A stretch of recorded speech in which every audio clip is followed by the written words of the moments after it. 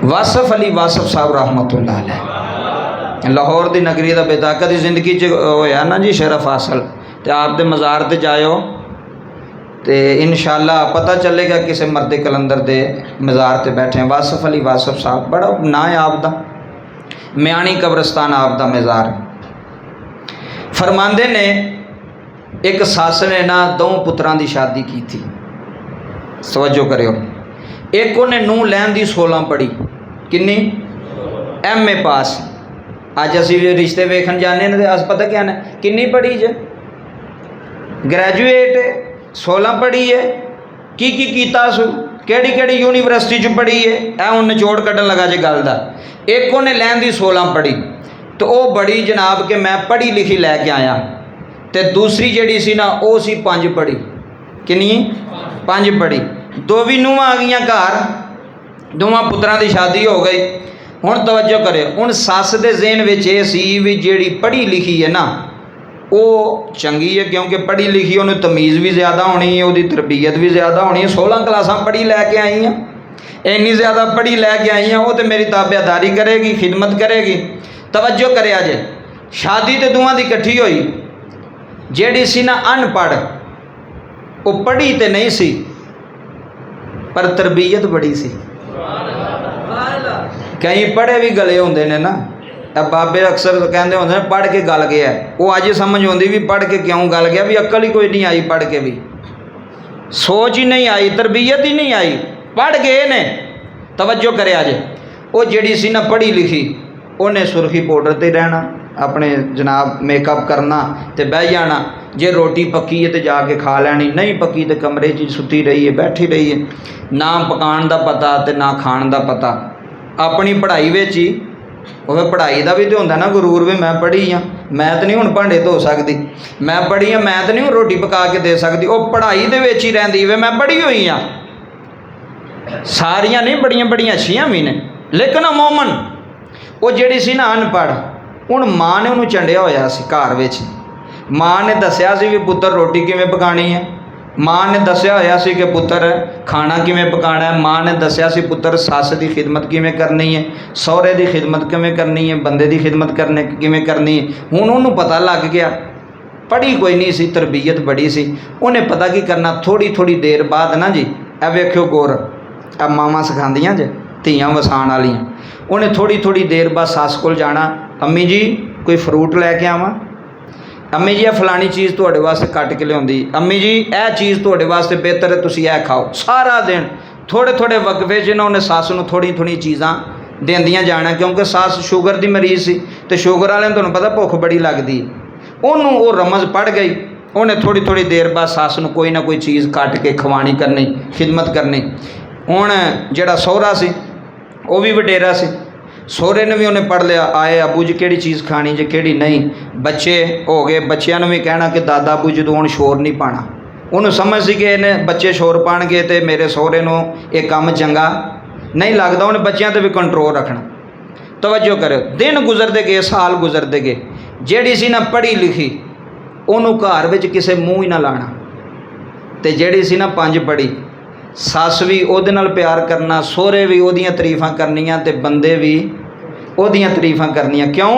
खामद घर होना, उन्हें कहना जी मैं पानी बना के लियावां जी, फलानी चीज़ लियावां तुहाडे वास्ते। उन्हें सारिਆਂ ਨੂੰ अपने हत्थां ते पा लिया। जिहड़ी अनपढ़ सी ते जिहड़ी पढ़ी लिखी सी वो नाकाम हो गई, वो फेल हो गई, क्योंकि वो पढ़ी तो है सी लेकिन उन्होंने तरबियत नहीं सी भी मैं सस नूं रखना किवें में, मैं सहुरे नूं किस मकाम ते रखना है, मैं अपने खामद की किस तरह खिदमत करनी है।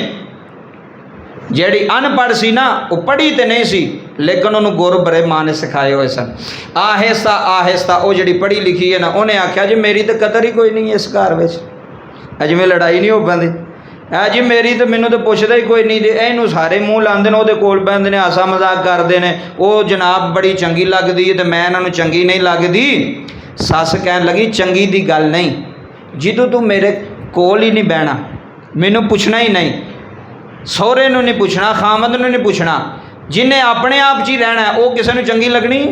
भावें वो मैं ना डबल MA किया होवे, उन्हें भावें 32 क्लासां पढ़ी होवे, जिन्हों तरबियत ही कोई नहीं, जिन्हों खाना पकाने का ही नहीं पता, जिन्हों अपने बंदे वास्ते रोटी पकाने के तरीके का नहीं पता भी रोटी पकानी किमें में, मैं इनू देनी किमें, खवानी किमें में, वो फेल है औरत।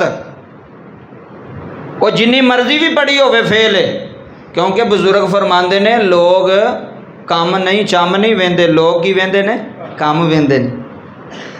तो मैं तो जेडे मेरे जानने वाले ना रिश्तेदार मेरिया भैन भी, मैं उन्होंने भी एक गल दसना वा कि अपनिया बेटियां नूं भावें वो थोड़ियां पढ़ियां या ज़्यादा पढ़ियां ने, इस चीज़ का नहीं रोला, उन्होंने हर काम तुसी सिखाना।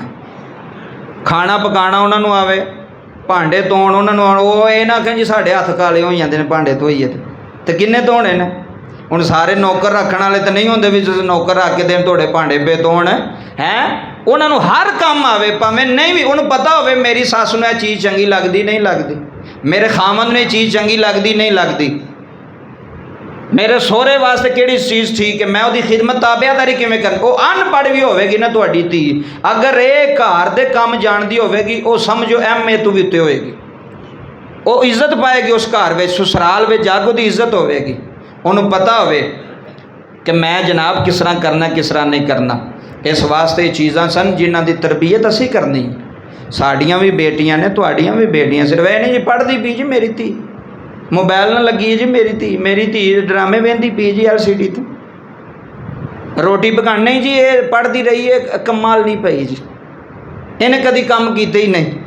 तो मैं क्या अगे जाके किन्ने करने, अगे तो इनू करने पैने ना किते तो अगले आखना फड़ो धी लाइयो घर, सानू पढ़ाई की बहांदे पे, असां की करना इसकी पढ़ाई का। इस वास्ते जिन्हें भी बैठे हो तुसी, ये सबक है तरबियत है अपनी औलाद नूं, अपनी अमशीरा नूं, अपनी बेटियां नूं, सारे काम अपनी बीवी नूं आखो कि यह सिखाना ही है इन्होंने, सारा होना चाहिए। यार मेरे नबी की बेटी तो भी किसी की बेटी उच्ची है तो चक्की कौन चलांदा सी कि नौकर रखिया सी? मौला अली ने कोई नौकर रखिया सी चक्की चलाने वास्ते? तेरी धी की है तो मेरी धी की है?